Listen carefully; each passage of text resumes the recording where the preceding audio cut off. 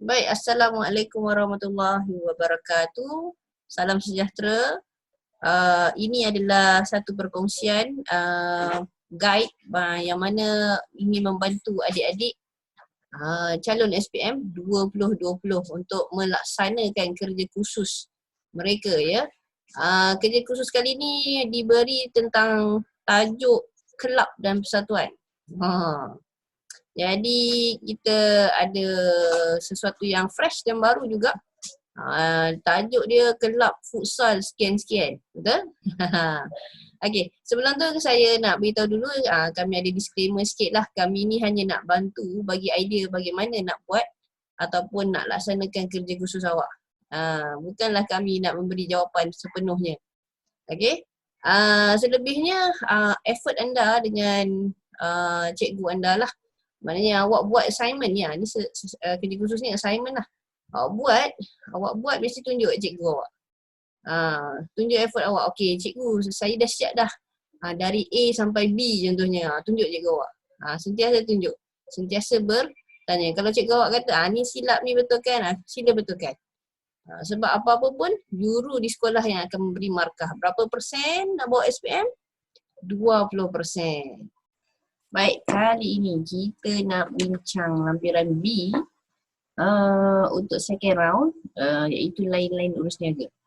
Sebab first round kita lampiran B kita discuss pasal sewa dan juga jualan tunai barang niaga sahaja kan. Tak kisahlah jualan tunai ke jualan kredit ke. So kali ni kita nak bincang lampiran B lain-lain urus niaga. So kita akan buka template dia tu ataupun file dia tu sekejap ya. This one. Okay, so bagi yang dah tengok video sebelum ni ataupun video tentang lampiran B, sewa dan jualan-jualan jual beli barang niaga, mesti dah tahu ada yang kita orang colourkan. Colour apa itu? Colour warna biru dengan warna kuning-kuning macam ni. Jadi yang masih suci bersih tu putih-putih ni lah. Kita belum discuss lagi dalam recording ini. Okay, so kita tengok kat sini kami dah tulis dah nama dokumen yang relevan. Okay, so boleh tengok kat sini bayaran sewa bangunan bernilai 5,000 dengan cek. Ini 5,000 ni you all create kan? Create lah sekali adik. Janganlah sikit sangat. Kalau 2,000 tu macam kelakar. Ni awak ada gelanggang futsal tau, ada besar punya tempat ni, 3 pula tu. Jadi bayaran sewa tu kalau ikut searching dia belah-belah ribu. Tapi letaklah 5,000, 4,000 je tu, 8,000 boleh je sebenarnya. Okay, terserah anda. Nanti tanyalah cikgu sekolah nak pakai apa. Okay, so kat sini nama dokumen. Kita setiap kali kita bayar, tak kira lah guna cek ataupun guna tunai, kita perlu menggunakan payment voucher, orang putih cakap, PV. Tapi bahasa Melayu voucher pembayaran. Jadi letaklah kat situ voucher pembayaran diiringi dengan keratan cek. Ni kita pernah discuss ya, sebab kita nak buat dokumen. Dokumen perniagaan. Okay, so nombor dokumen BP 2001, MBB 2 sifar, sifar 3, sifar 1. Okay, settle lah kat situ. Ingat running number mesti jaga. Okay, kenapa keratan cek kena tulis juga cikgu? Dia kan salah satu je. Okay, dia keratan cek ni kena tulis sebab nanti nak buat penyataan bank memudahkan awak. Sebab ada tracking nombor cek. Okay, so kita nak lama-lama. Biru dengan kuning tu tak nak discuss, kita nak bincang yang putih suci saja. Membayar lesen perniagaan kios 120 dan insurans sebanyak RM600 untuk tempoh 6 bulan secara tunai. Jadi apa tu? Ingat, setiap kali kita bayar, kita mesti keluarkan voucher pembayaran. Okay, so voucher pembayaran satu hal. Lepas tu mungkin bila dah lepas bayar tu, you akan dapat receipt daripada pihak tersebut.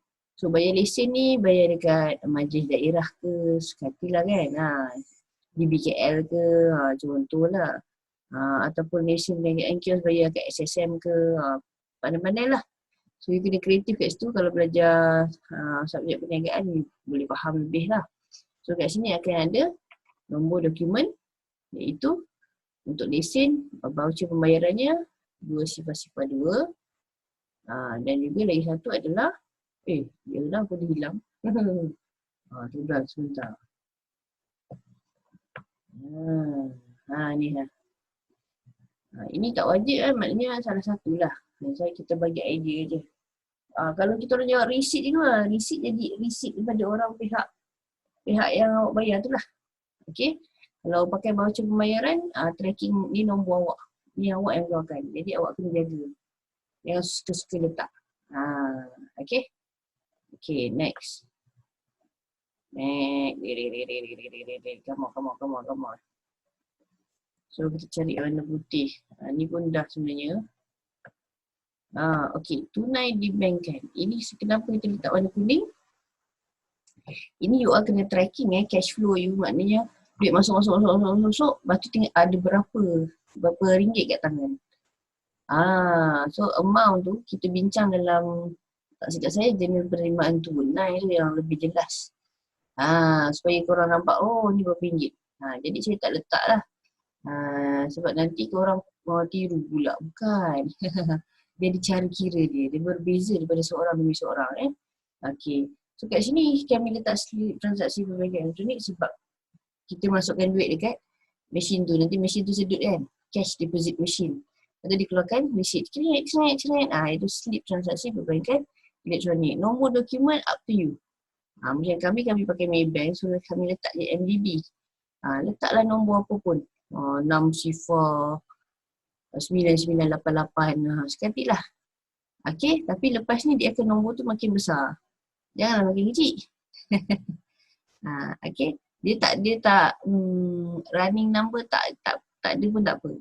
Tapi ironinya dia makin besar. Wah, meriahnya apa ni. Okay, so next kita tengok apa seterusnya. Yuran ni kita pernah bincang pakai receipt. Menjelaskan kadar bayaran menilai pandai-pandai dan letak date. Janganlah ratus-ratus. Awak berniaga dari pagi sampai malam kan. Buka maknanya court futsal tu buka dari pagi sampai malam. So logiknya ribu-ribu lah. Kita orang letak 1,000 je mana nak fikir. Okay.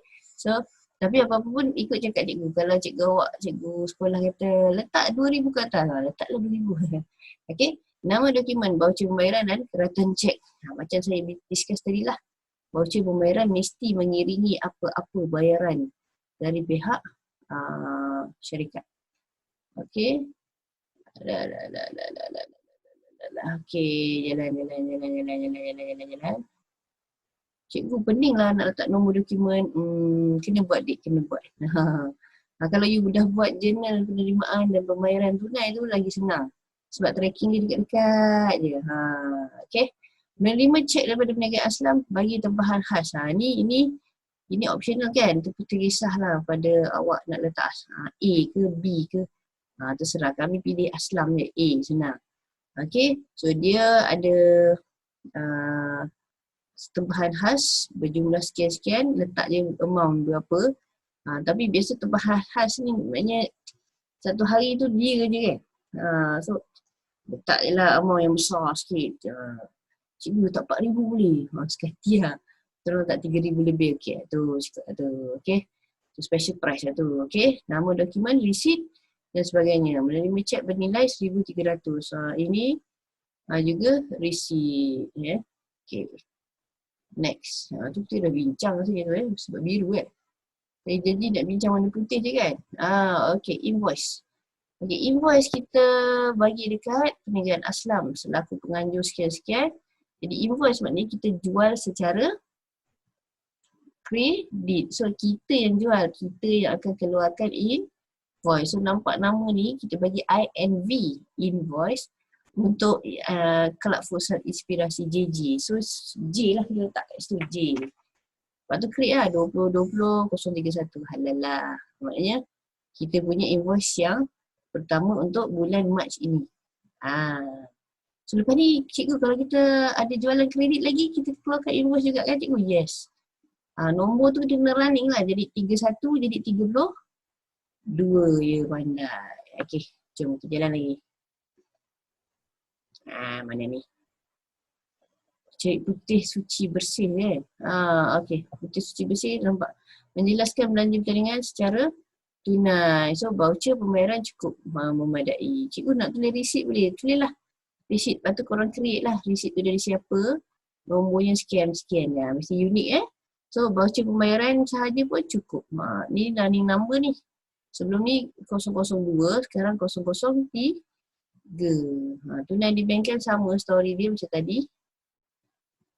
Okay. Saya ingat saya tak nak discuss ni. Tapi admin saya kata buatlah. Kesian bela-bela student. Okey lah.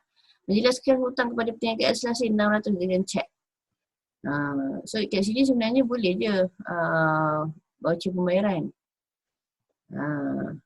Tak bayar pun, tak ada voucher pembayaran pun tak apa. Keratan cek lebih penting lah. Sebab kita nak tracking untuk apa anak-anak. Untuk penyesuaian bank nanti. So kita tracking dia nombor 3. Okay. Cikgu nak letak voucher pembayaran juga? Boleh, sila. Letak. Okay.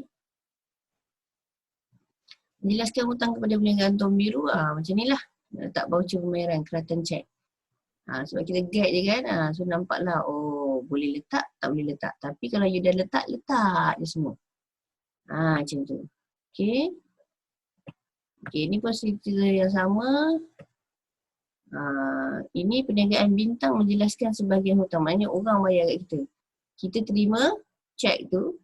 So kita kena bagi dia resit. Mengaku yang kita terima duit. Tapi dalam bentuk cek. Okay. So resit pun keluar lah. Okay, lagi.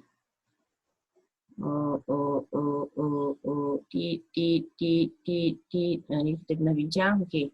Menerima membeli alat kelab. Banyak alat sukan lah kan. Dan alat tulis bernilai RM100 secara tunai. Okay, so sama ada you kata you dapat resit. Yelah pergi beli alat sukan, beli bola ke beli phone tu ke kan. So you boleh dapat resit, bayar, dapat barang dengan resit kan. Boleh pakai tu. Ataupun mungkin dapat bil tunai. Kan. So letaklah sama ada resit. Kalau cikgu awak menekankan asal atau salinan, letaklah asal. Okay. Kalau dia tak tekankan, letak resit je, tak kisahlah. Tapi sebenarnya ni bukan resit kita. Resit orang lain. Kedai yang awak pergi beli tu. Contohlah awak pergi Decathlon ke, pergi Al-Ihsan ke kan.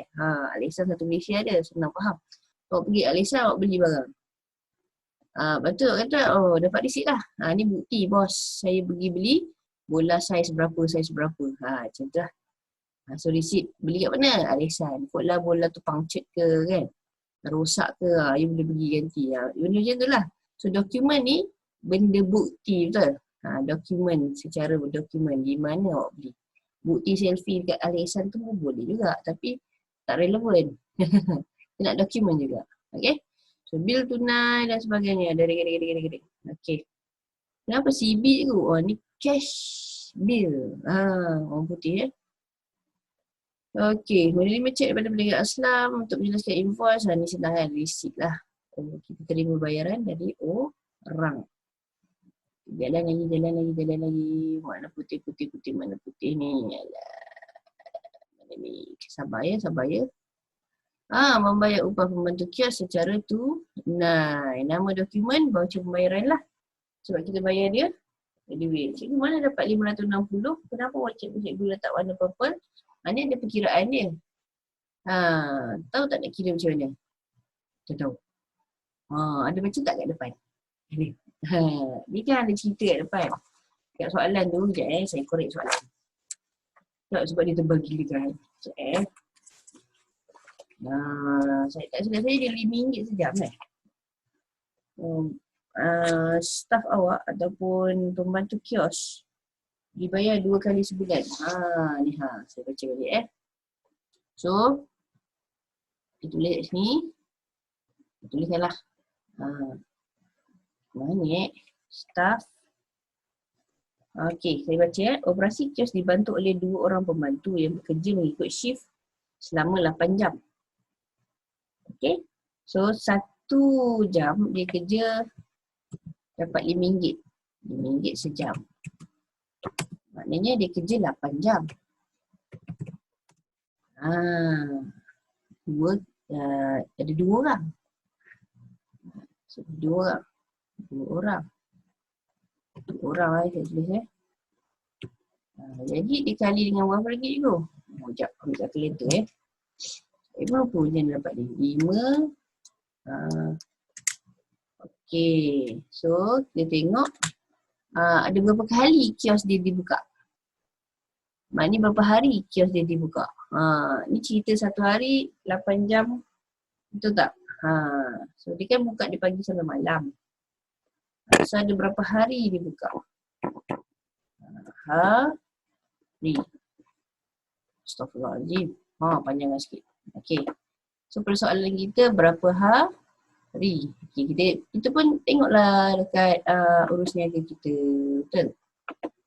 Ingat urus niaga. Up.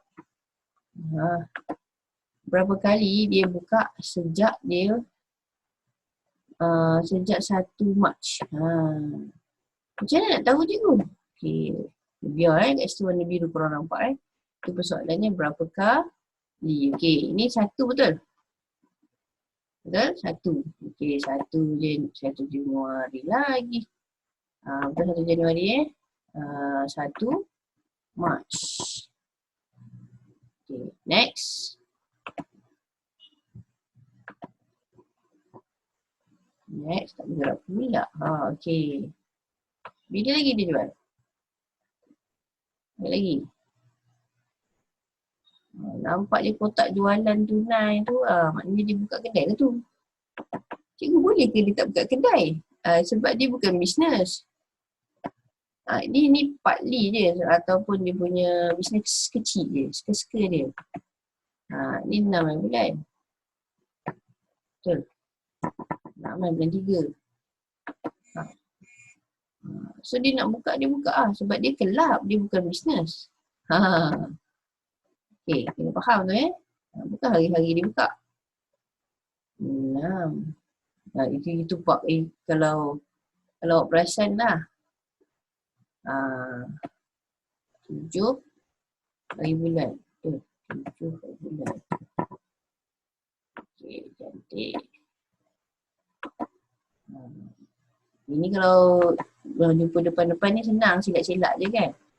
Ni saya kena go through satu-satu lah. Tengok 8 hari bulan, betul? Kita tulis dulu, nanti lupa. 8 hari bulan. Happy birthday. Okay. Muncul pula. Okay, tak apa. Next. Yang jualan yang cikgu. Jualan tunai. Jualan kredit pun tak apa. Jualan kredit pun tak apa. Belian.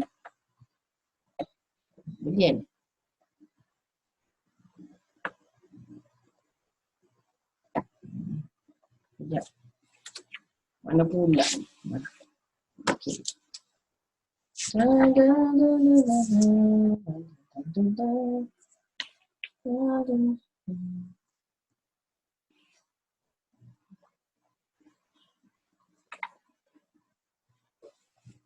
Tiga belas bulan.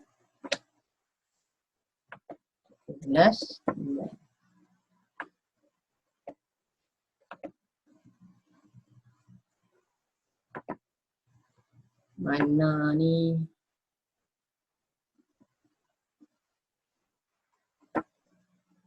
Bulan 14 bulan. 14 March. Lagi kedik-kedik sikit sebab kalau korang kertas buka silap-silap je lah. 15 hari bulan. Okay. 15 hari bulan. Type juga. Cikgu nak bagi korang faham. Okay. Nak type je, tunjuk juga. Okay. So sebenarnya kita sedang berbincang tentang membayar upah ni tadi kan. Betul?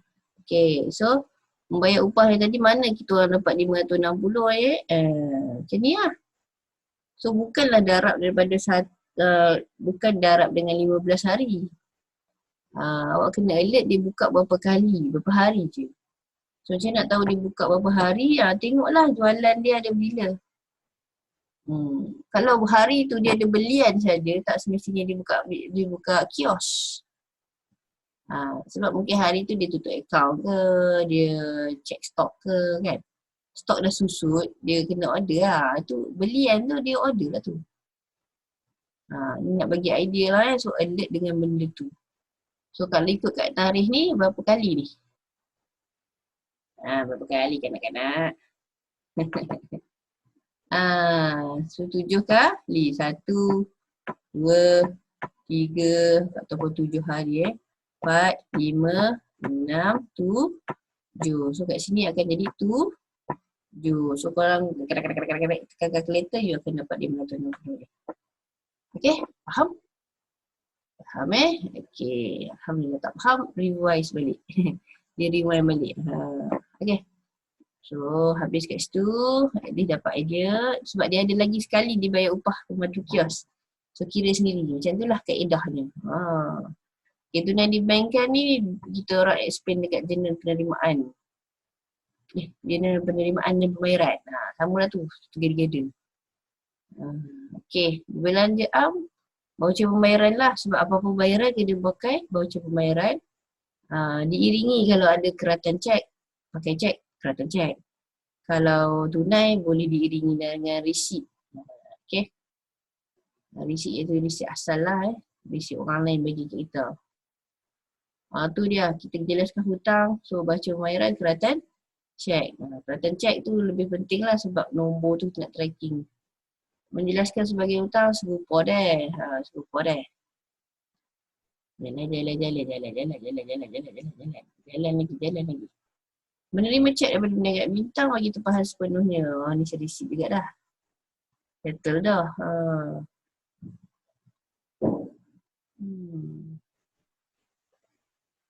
Ni story yang sama. Menjelaskan hutang pun sama. So, kalau korang perasan dia macam sakit jiwa nak settlekan nama dokumen dengan nombor dokumen awal-awal je. Tu dah senang dah Okay, bayaran gaji dengan cek samalah. Sebab dia bayar, mesti ada voucher pembayaran. Dengan cek, maknanya mesti ada keratan cek. So amount dia, gedebuk-gedebak, lamsam je lah. Cikgu kan dia bayar kat ramai orang. Keratan cek tu kenapa satu je? Macam mana jawab Dia bukanlah bagi cek kat seorang-seorang. Dia boleh bagi satu cek, dia riliskan bagi dekat bank, nanti bank tu akan bagi-bagi dekat online dia. Maksudnya dia masuklah ke akaun automatik itu. Tu yang macam orang nak cek gaji tu dia tak semestinya dia dapat cek ataupun dia tak dapat cash. Tak semestinya.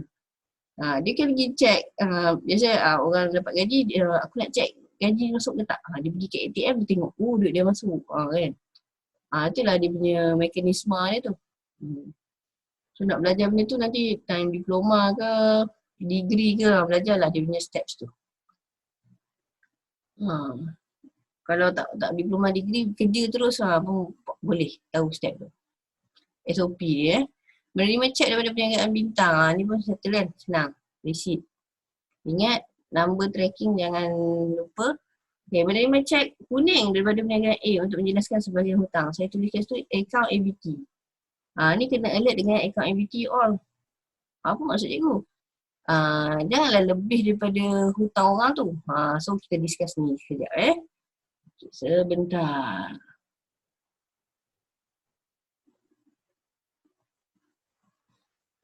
Okay.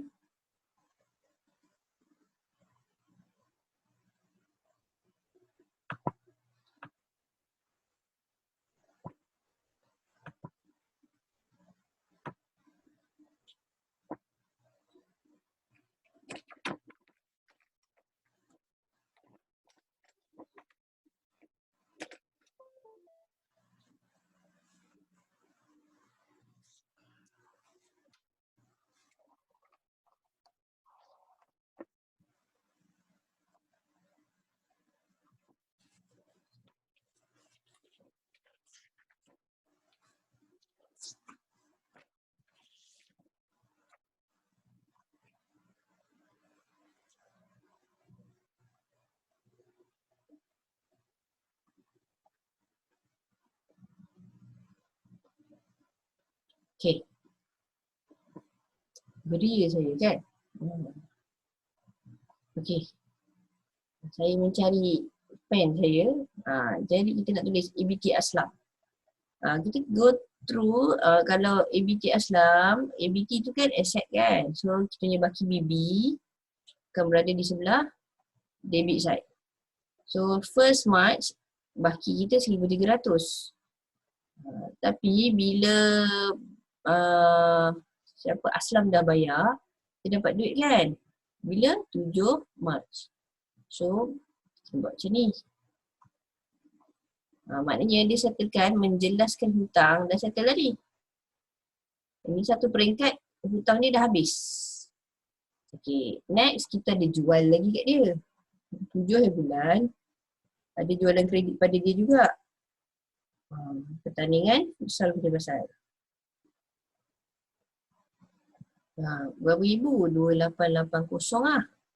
Kalau kami punya 2880, you all kena track ikut you all punya. Tengok dekat urus niaga, betul tak 2880? Ataupun kalau kat situ 5,000, tu dia kat situ 5,000 ya dek. Apa yang awak jual? Jadi lepas tu dia kata 14 hari bulan, 14 hari bulan, Aslam bayar. Maknanya menjelaskan hutang untuk invoice pada 7 hari bulan. So berapa dia bayar? Menjelaskan maknanya dia habis penuh lah, bayar penuh. Okay. Pada 21 hari bulan, kita ada jualan kredit lagi kepada Aslam ataupun A, perniagaan A all. So amount dia terserah lah korang punya jadual yang korang buat tu, berapa korang jual. So 2160 dalam kes kami. Jadi 29 hari bulan ni ataupun yang kita nak bincang ni 29 hari bulan ni berapa dia bayar? Dia kata menjelaskan sebahagian. Betul tak ayat dia? Sekejap saya tengok urus niaga. 29. Ni menerima cek daripada perniagaan A untuk menjelaskan sebahagian hutang. Maknanya sebahagian, partly je lah. Okay. So dia ada hutang awak 2160, jangan tulis 3,000. Tak boleh sebab dia hutang awak 2,000 lebih je. Cikgu, kita tulis itu 160. Sikit sangat. Sebahagian macam separuh lah adik. Letak 1,000 boleh ke? Boleh 1,000. Letak 500 je boleh cikgu. Sikit sangat juga. Bolehlah kalau nak letak 500. Tapi lebih baik separuh je. Tak payah 2160 bahagi 2 kan. Tapi macam pendekatan kami ambil 1,160. Macam ala-ala separuh. 160 tu bagi clear je lah. Macam tu. Okay. Faham So that's why our decision we take this 1160. Get the point there? Maknanya berapa lagi baki dia anak-anak? Let's say dia dah tak ada hutang. Dia bukan tak ada hutang. Dia dah tutup account dah. Berapa baki hutang ni lagi? 1,000. So 1,000 tu akan muncul kat sini kan? So jadi baki apa? Ni kemahiran masa form 4 Baki HB. So you tutup account dia akan jadi macam ni lah. Ni amount total dia. Malah nak type. Atau malah nak calculator. So dia akan jadi baki BB pada bulan April. So this one. Okay. Maknanya Aslam ada hutang lagi kat kita RM1,000. Okay, jelas? Okay, harap jelas lah insyaAllah. Tak faham ni, boleh rewind balik atau bertanya lah ya. Okay, so kita tengok. Soalan tadi. Mana dia? Ni lah. So inilah yang kita bebelkan tadi kan. So saya tulis 116 sifat. Tara. Macam tu je lah. Okay, maksud tak perlu tulis lah. You all masing-masing kan. So kena track balik. Berapa korang punya jualan kredit. Jangan suka hati je. Suka hati je. Okay, membayar upah pembantu kios, ni kita dah bincang tadi kan. Okay, tunai di bank kan pun kita dah bincang tadi, kita track balik dekat penerimaan tunai awak. Menjelaskan belanja surat khabar dan majalah bernilai RM70 secara tunai. Benda sama. Okey, menjelaskan belanja dengan cek. So benda yang sama. Awak hilang ni. Ada kat bawah kot, no? Sat no. Tu ada. Okey. So itu saja untuk lampiran B untuk lain-lain urus niaga. Yang kita putih suci. Yang dah kala-kala ni, yang dah telah ternoda dengan color biru dan kuning oren ni, kita dah pernah bincang dalam video lagi satu. Okay. So that's all for now. All the best. Keep doing your assignment. Jangan malas-malas. Dia memang tedious lah orang boleh cakap. Renyah sikit nak menyiapkan dia. Tapi kena buat. Okay, buat sikit-sikit tunjuk dekat cikgu sekolah. Tunjuk cikgu sekolah tau. Nanti dia bagi markah. Dia ongoing punya markah. 20% tu ada beberapa persen yang macam cikgu awak tengok, budak ni rajin tanya, budak ni rajin cuba, macam tu ya. Okay, bye-bye. Assalamualaikum. Nak soft copy template jawapan boleh. Kalau nak template jawapan ataupun soft copy dia kita boleh bagi. Jawapan penuh kita tak boleh bagilah. Sebab ini effort adik-adik. Okay, cara dia macam mana cikgu? Okay, disebabkan pucuk dicerita bulan mendatang. Kita nak tolong adik-adik yang datang. Okay, so kena isi Google Form yang ada dekat bawah ni. Okay, so bawah YouTube posting ni ataupun yang you nampak kat bawah ni akan ada Google Form link dia. So you isi form tu. Simple je, tak susah pun. Klik link dulu lah.